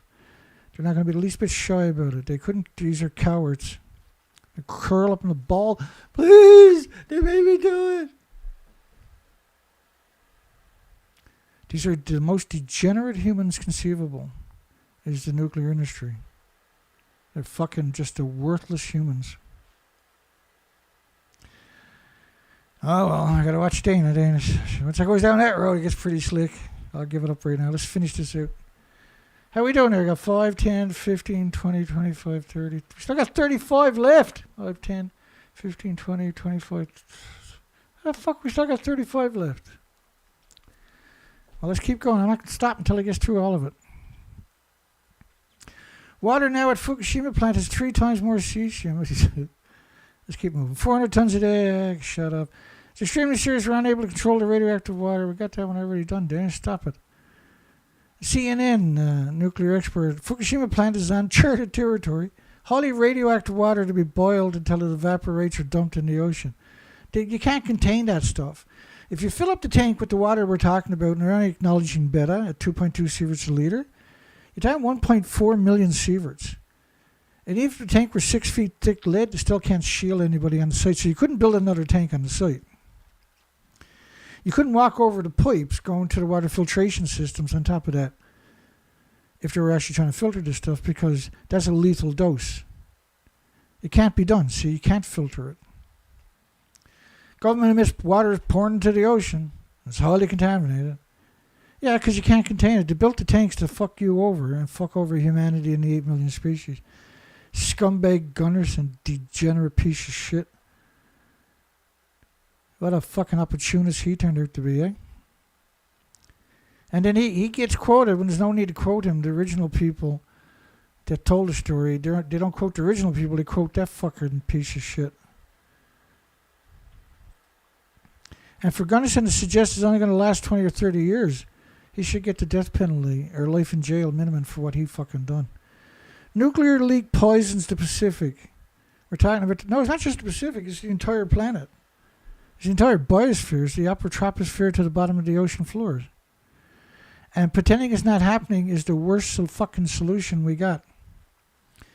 Criticism will be worldwide. Oh, the media will fuck you over. Can we get another bomb explosion, another airplane down? It'll just distract you.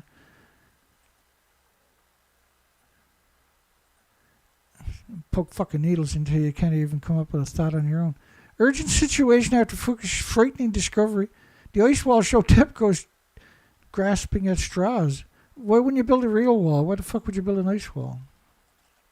Let's keep going. I'm starting to get a little cranky. That's not good. Cranky bad. I was once cranky like you. No, not cranky at all. Do, do, do, do, do, do, do.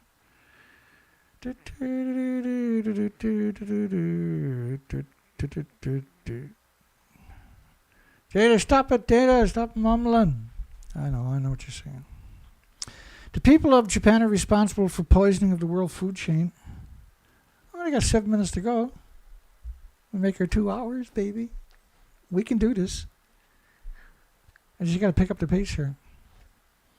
The people of Japan are responsible for poisoning the world food chain due to Fukushima. They got to stand up and take action. Oh, miserable. 250 million liters of Fukushima contaminated water flowed into the Pacific. This is the South Korean Times.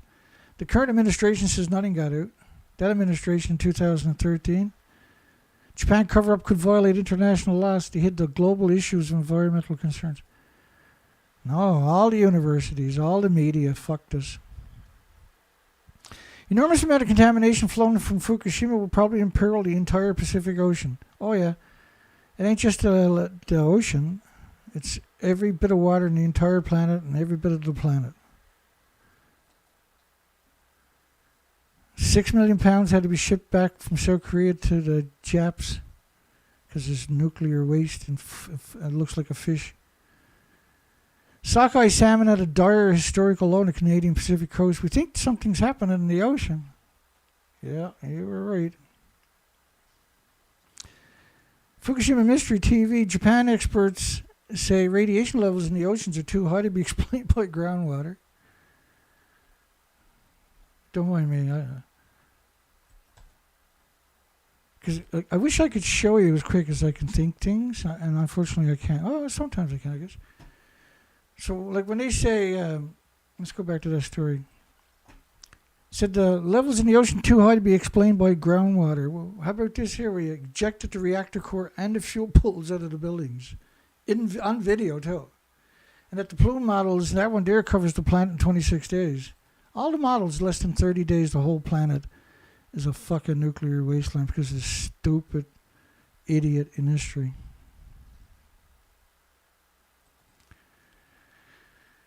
Upgraded to a level 3 serious incident. Represents a 100-fold increase in the severity of radiological releases. But they don't know where it's coming from. It could be coming from there. Or how about that one there? Can I get out of that, I wonder? I don't know. Maybe it's that one right there. They don't know where it's coming from. And the media there's zero chance the media is going to show you a picture. New Scientists. We got a whole folder on these monsters. And they actually got these studies. These are real life monsters. Dump all of Fukushima nuclear waste into the Pacific. This is, he was quoting that fucking nuke crank who used to work at Oxford. What the hell is his name? I can't remember his name. He's retired.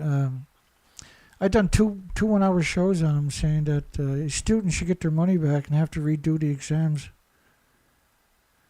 We got enough monsters on the planet without Wade Allison creating classes of them every fucking year. Experts fear a giant underground reservoir of extremely contaminated water on the verge of entering the Pacific. All right, and so they come up with all these connotations, but yeah, and by the way, yes, there 100% is, but there's no, you can't stop it. The majority have got out within the first 6 days, but still going on for 1,000 years. This is never going to stop. Because we're not trying to make it stop. Like 80 years, we don't even have a robot can go near it. That's not because we don't want one. They don't want one. They're trying to kill everything.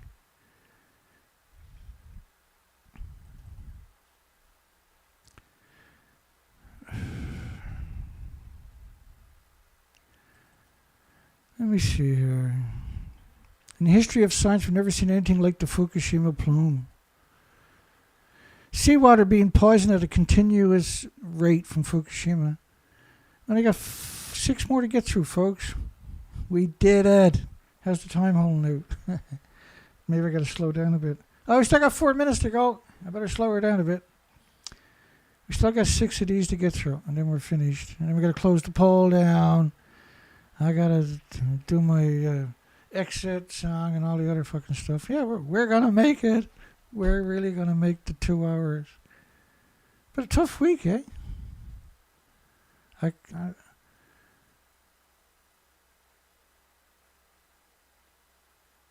Fukushima radioactive tanks may have already been emptied into the Pacific.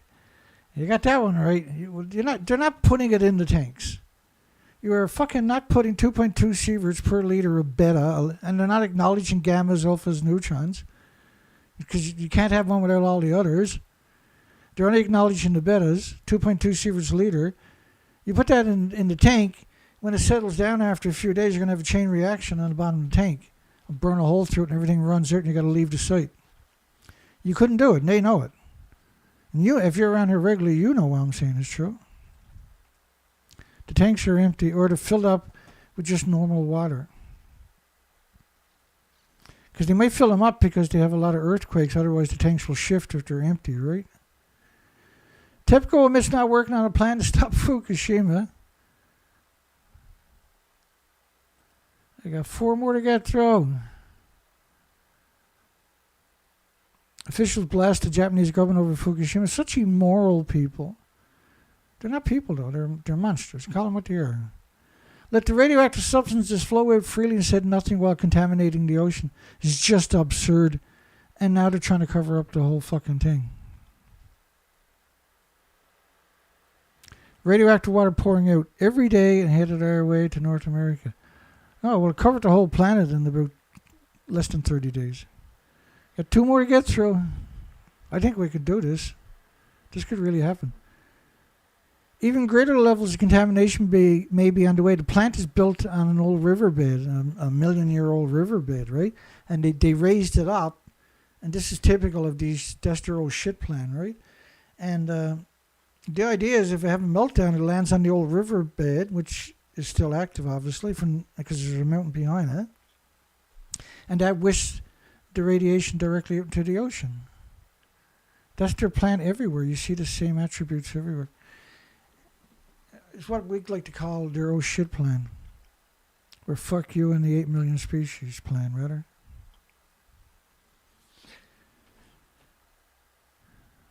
So they spend like $500 million on the site to level it out, and they build it up with shale and everything. And so if you have a nuclear meltdown, it goes down and lands on the riverbed and gets flushed out into the Pacific Ocean or the Great Lakes or whatever. Because what you got done to the Great Lakes is inconceivable. This is the last one. We made it. Woohoo! And I'm going to put my head in the fucking toilet now. I'm that happy. Fukushima melted fuel is drifting in the ocean on the land, lacking any containment. It ends up on the coastline and blows into a community. No, it's liberated. Like, the way salt is liberated from the ocean is well known. And then all the insects and plants and animals within 200 miles of a coastline is acclimated to more salt in their diet because the way salt is liberated from the ocean through evaporation, through sea spray, and through rain clouds. Health harm will go on for thousands, if not tens of thousands of years. So that's the problem, right? You put all this stuff in the ocean and it comes back and haunts you for long past the human experience. It'll be there long after we're all gone, pulsing energy almost at the speed of light, denying everything on the planet that has replicating cells the ability to reproduce. Because that's what the dirty old nuclear industry is good at. It's good at that.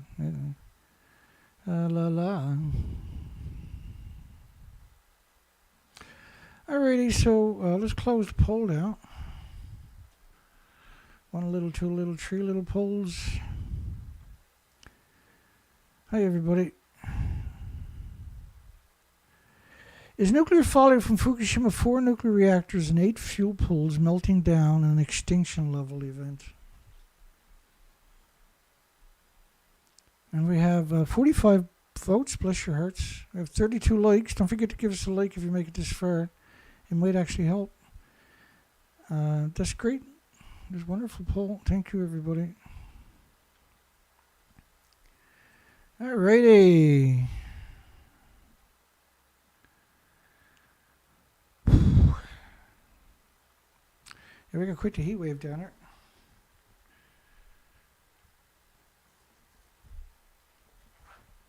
I don't know what to say. We had, we got no choice but to fight back against the industry. I know it seems like a hopeless cause sometimes, but it's the right thing to do. Somebody has to do it. And you got to break through the consciousness. And if you get them to watch these videos, you'll break through that consciousness. I remind everybody we can't make this operation possible without some donations, okay? And there's 2 links in the bottom of the description. I'll actually show them to you. Something to do, because I'm that kind of a guy. So this is the video you're currently watching.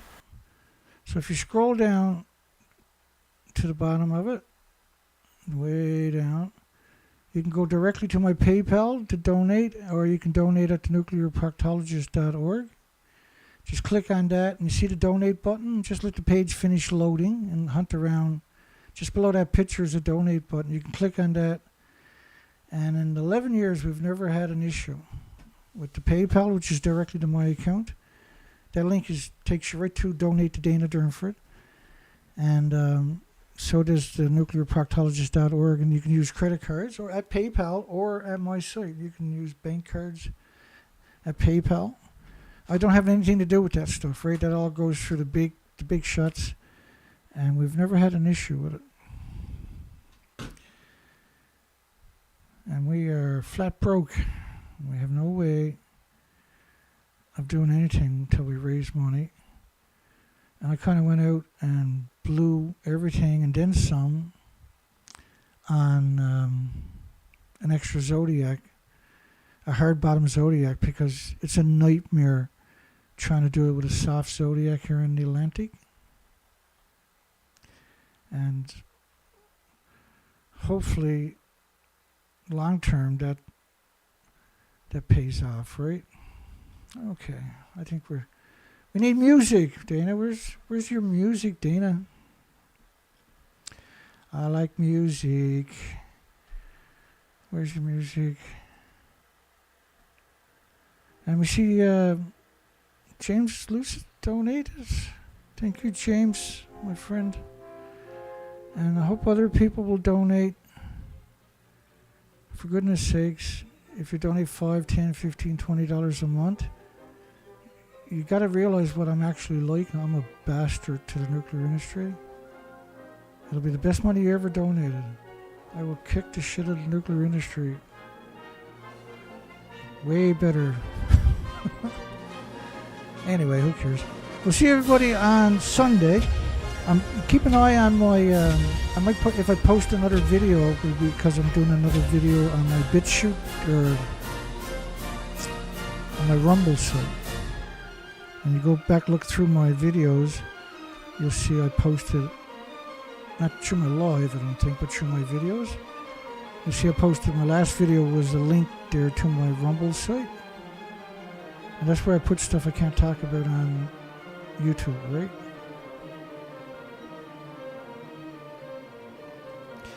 Okay, well that's great. Thank you everybody. Hugs for everybody. Extra hugs for James. And Annie Chess, thank you, honey. Appreciate it. And everybody that wish they could, thank you too. I know not everybody can, right? Okay, shut up, Dana. You got your 2 hours punched in. Fuck off. Get offline, you bastard. It's the nuclear industry. I actually am drenched in sweat right now. I'm going to stand up in front of the air conditioner for about 10 minutes, and then I'm going to try to breathe again. Have a great night. Hugs for everybody. See everybody hopefully Sunday, not tomorrow or next. Because if we do, it's bad news. We'll see everybody soon. Take care.